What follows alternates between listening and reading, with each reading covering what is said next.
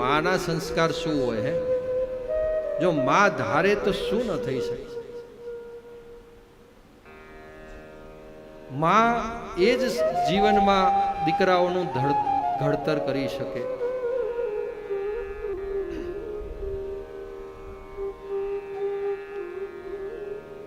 માં વગર કોઈ દિવસ સંતાનોનું ઘડતર થતું નથી. જીવનમાં તમારે કોઈ પણ મહાન પુરુષ હોય,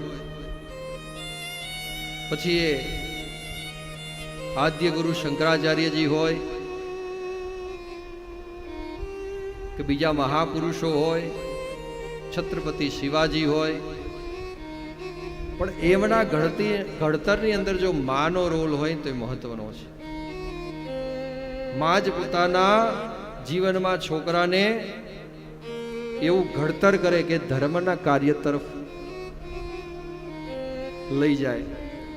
કોઈ માતા એ પોતાના સંતાનનું એવું ઘડતર કર્યું છે કે એ શૂરવીરતા તરફ લઈ ગયા છે અને શૂરવીર બનાવ્યા છે. કોઈ માતાએ પોતાના સંતાનનું એવું ઘડતર કર્યું છે કે એને દાનવીર બનાવ્યા છે. આ જગતની, આ સનાતન ધર્મની ભૂમિ ભારત વર્ષે અનેક શૂરવીરો, અનેક દાતાઓ અને અનેક મહંતો, સંતો ને મહંતો આ જગતને, આ જગત જનની માતાએ આપ્યા છે. એવી જ આ માં જે છે એ સુનીતિ માં છે. સુનીતિ માએ પોતાના સંતાનને એવું સંસ્કાર આપ્યો અને કહ્યું કે બેટા, પરબ્રહ્મ પરમાત્માની એવી શક્તિ છે, નારાયણની એવી ભક્તિ છે કે જો એમની ભક્તિ તું કરીશ તો તને તારા પિતાના ખોળામાં અવશ્ય બેસવા મળશે. અને જો એમની કૃપા થઈ જાય તો તને કયા સિંહાસન ઉપર બેસે એની પણ કલ્પના નહીં. માટે જો તારે તારા પિતાજીના ખોળામાં બેસવું હોય તો ભગવાનની ઉપાસના કર, ભગવાનની આરાધના કર. સંસ્કારનું પહેલું કેન્દ્ર હોય તો એ માનો ગર્ભ છે. બીજું કેન્દ્ર હોય તો એ માની વાણી છે. ત્રીજું કેન્દ્ર હોય તો એ માના વિચારો છે. આ બાળકના ઘડતર માટે મહત્વની વસ્તુ.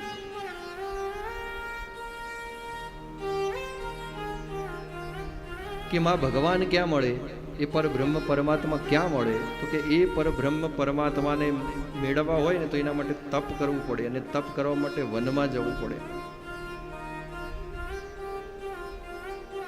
તો ધ્રુવજી તૈયાર થયા કે મારે વનમાં જવું છે, તપ કરવું છે.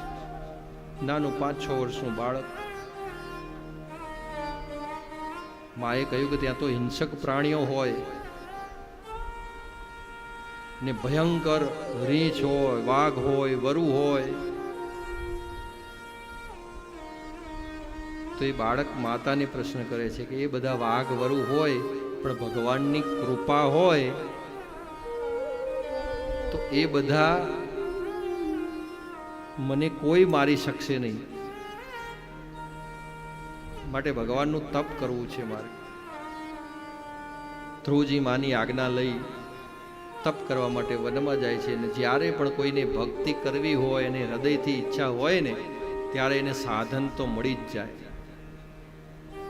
તરત જ એમને વનમાં જતા હતા અને નારાયણ નારાયણ કરતા નારદજી જતા હતા. નારદજી મળી ગયા. નારદજીએ જોયું કે આ નાનું બાળક વનમાં કેમ જઈ રહ્યું છે. અને ત્યાં માતાએ સંસ્કાર આપ્યા હતા કે ત્યાં જાઓ ને એટલે સંત મહાત્માઓ બધા વનમાં મળશે. એમને કઈ રીતે નમસ્કાર કરવા, કઈ રીતે એમની સાથે વાણી વર્તન વિવેક કરવું, બધું એમની માએ શીખવાડ્યું હતું.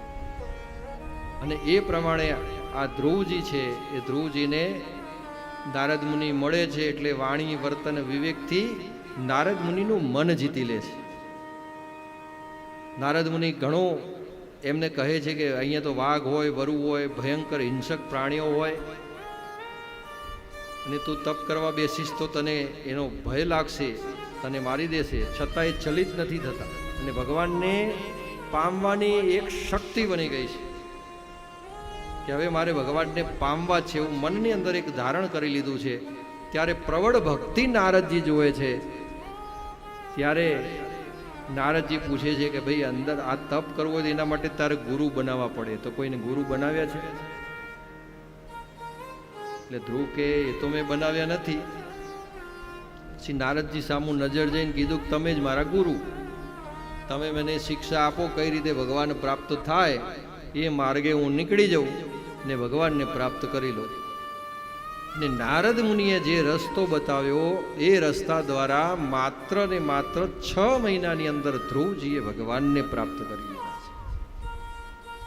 6 મહિના એવું અથાગ તપ કર્યું કે ભગવાન શ્રી હરિ નારાયણ પાસે ઇન્દ્રને જવું પડ્યું કે ભગવાન આ તમારો કયો એવો ભક્ત છે, એવા મંત્રો કરે છે કે આખા જગતનો વાયુ ખેંચાવા લાગ્યો છે, મારું ઇન્દ્રાસન ડોલવા લાગ્યું છે, એવી એની ભક્તિ પ્રબળ થઈ ગઈ છે. કદાચ ઇન્દ્રાસન મેળવવા માટે તો આ બધું કૃત્ય નથી કરતો ને આ બાળક. ત્યારે ભગવાન કહે છે કે ઇન્દ્ર તમે નિશ્ચિંત રહો, તમારા ઇન્દ્રાસનને કંઈ વાંધો નહીં આવે. આ ભક્ત માટે તમારું ઇન્દ્રાસન પણ નાનું પડશે. આ ભક્તને મારે એવું પદ આપવાનું છે કે તમારું ઇન્દ્રાસન પણ એની સામે નાનું પડે. પ્રબળ ભક્તિ પાકે છે.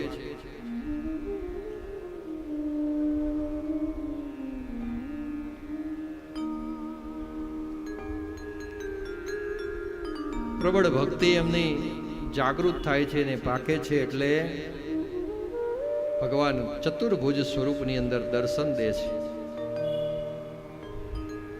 સ્વયં પીળો પિતાંબર, ગળાની અંદર વનમાળા, રત્ન જડિત સુવર્ણ મુગટ જેમના મસ્તક પર છે, વાકડિયા વાળ ધીમા ધીમા ઉડી રહ્યા છે. ચતુર્ભુજ સ્વરૂપ છે. શંખ ચક્ર ગદા પદ્મ હાથમાં ધારણ કરેલા છે. પરબ્રહ્મ પરમાત્મા ભગવાન શ્રી હરિ નારાયણ સામે આવીને ઊભા છે અને બોલાવે છે કે બેટા ધ્રુવ, એ બેટા ધ્રુવ, જરા આંખો તો તું ખોલ. પણ ધ્રુવ સાંભળતો નથી. એટલો ભગવાનના ભક્તિમાં લીન થઈ ગયો છે ને માત્ર વાયુ પાન ઉપર રહી અને ભગવાનનું તપ કરતો હોય છે. વિચાર તો કરો, આ 6 વર્ષના બાળકની કેટલી ભક્તિ.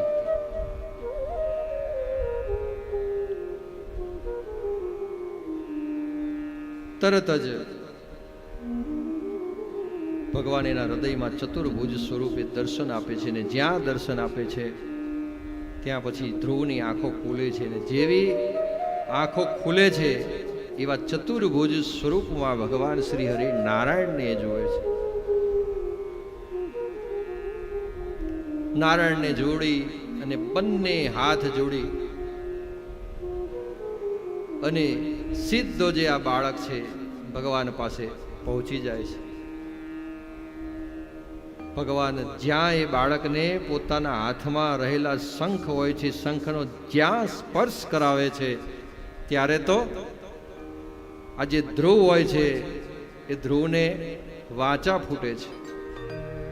ધ્રુવ બોલવા લાગે છે, ભગવાનની સ્તુતિ કરવા લાગે છે. શ્રેયસામ યદ ભવેચ શ્રેયમ પાવનાનામ ચ પાવનમ કૃષ્ણ પ્રાપ્તિકરમ શાશ્વત સાધનમ તત્ર સાધુના.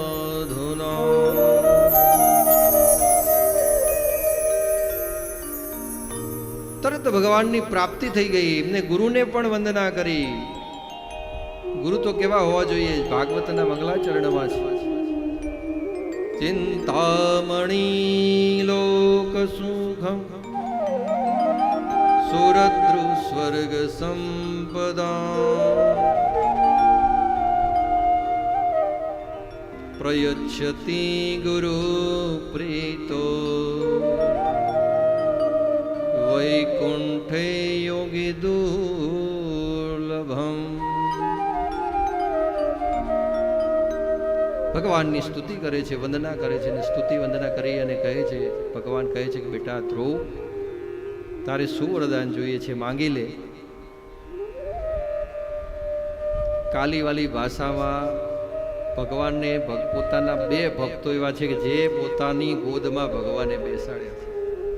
પિતાની ગોદમાં બેસવા માટે તપ કરતો હતો, એના બદલે ભગવાને જ્યાં તપ કરતો હતો ત્યાં ભગવાને બેસી અને પોતાની ગોદમાં ધ્રુવને બેસાડી દીધો છે કે બોલ બેટા ધ્રુવ, તારે શું જોઈએ છે માં. અને આ ધ્રુવે ભગવાનને પ્રાપ્ત કર્યા ને માતૃત્વની શક્તિ છે, આ માતાના સંસ્કાર છે કે જેને ભગવાનને પ્રાપ્ત કરાવે.